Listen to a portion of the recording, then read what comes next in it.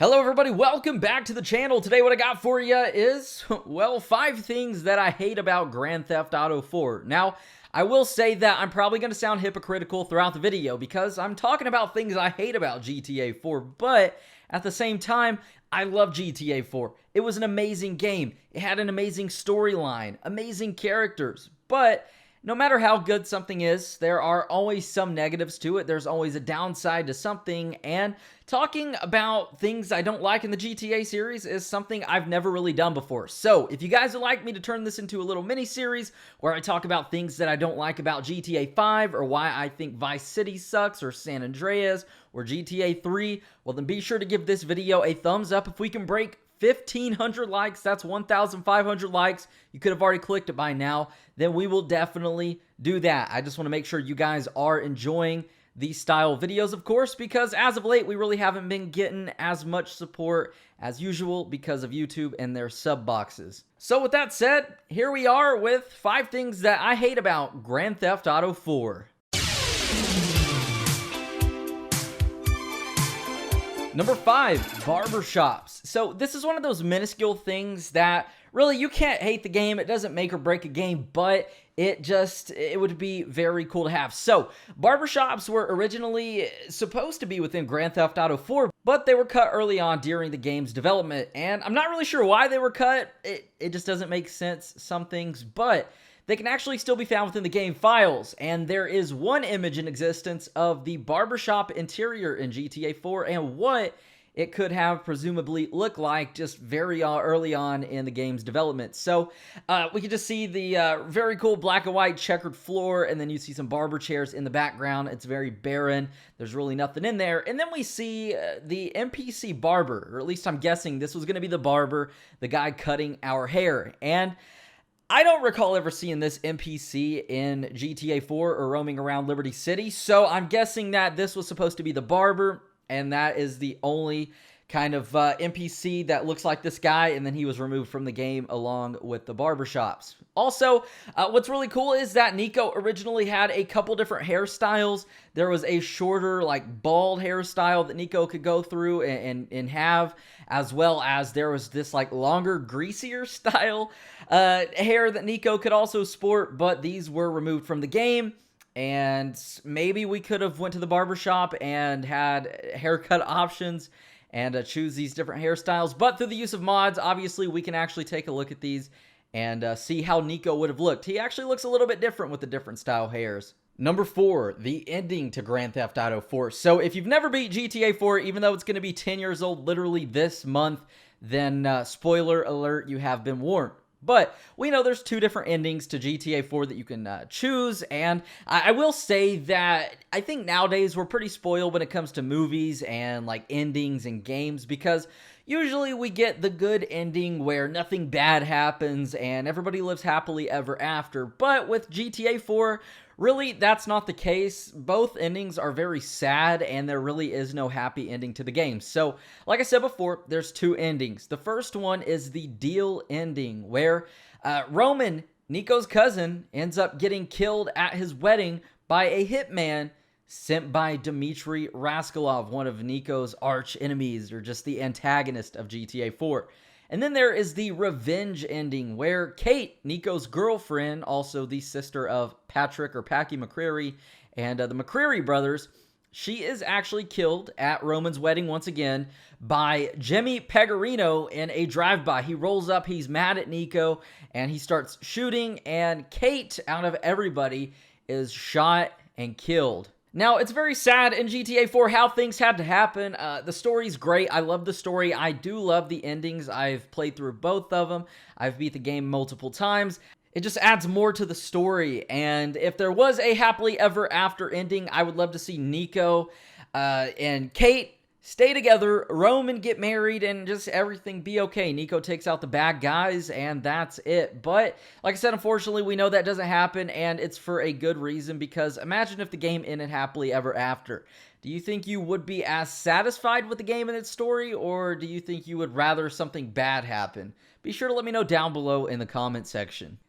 Number 3, underwater. Now, this is something you may have thought of before, or you just may have never paid attention to. So, something that Rockstar hit the nail on the head with in Grand Theft Auto 5 was the underwater just sea life, having sea animals, sharks, whales, this underwater world. We've got the normal just land that we can roam around on, steal cars, and kill people, but in GTA 5, we also have this underworld full of plane crashes, secret just wrecks, and Easter eggs and different things like this hidden underneath the map, and it was great. It was something that I've always wished GTA 4 had. But before GTA 5, there really was no point in having this underwater world, basically, because you couldn't explore it. I mean, take a look at GTA 3 and Vice City. You couldn't swim in those two games. Even though Vice City had underwater Easter eggs, which were really cool, you couldn't swim and you would drown or you would die if you even touched the water. So in GTA San Andreas,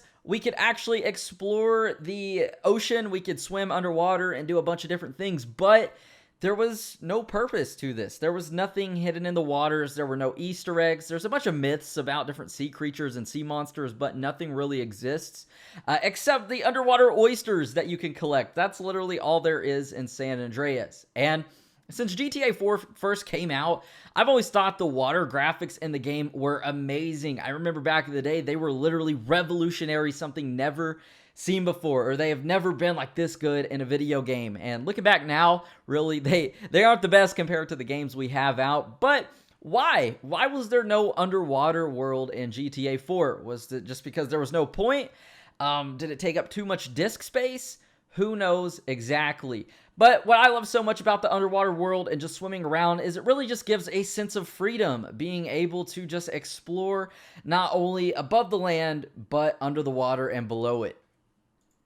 Number 2, customization features. So this is something that GTA 4 lacked big time. It was customization. We've already talked about the barber shops and how cool it would be if you could get haircuts and change up Nico's hairstyle. And I mean, imagine just slapping a beard on the guy. How crazy would that be? But vehicle customization is something GTA 4 really doesn't offer. You can find really cool customized vehicles throughout the city, but as far as doing it yourself, putting on different wheels, you can't do that. You can literally only change up the color in the pay and spray. RIP to the pay and spray. But that's all you can do in the game. You could change your clothes on Nico. That was there. But like I said before, there were no barbers. So, I mean, changing your clothes after a while gets pretty boring. And also, one thing that would be cool and one customization feature that I would have loved to seen in GTA 4 is weapon customization. Imagine just putting on different weapon camos, throwing on a silencer, busting in buildings with a silencer, going in stealth-like without getting caught or alerting anybody, throwing on scopes, different reticles, and things like that. I just think it would be so awesome and add so much more to the game.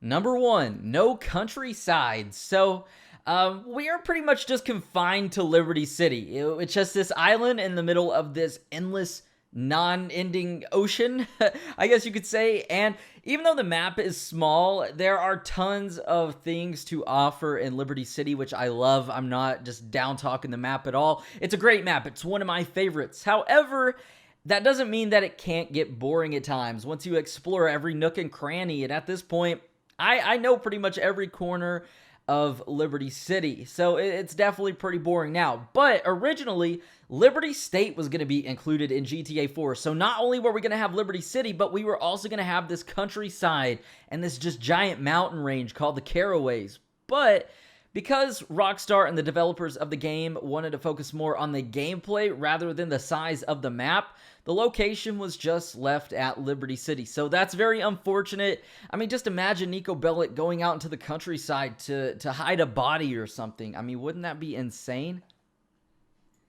And last up, this is kind of a bonus thing that I've always been sad about with GTA 4, and that is airplanes. So there is this big theory about airplanes in GTA 4 and why we can't fly them or steal an airplane, and it's because of 9/11 and because Liberty City is based on New York City.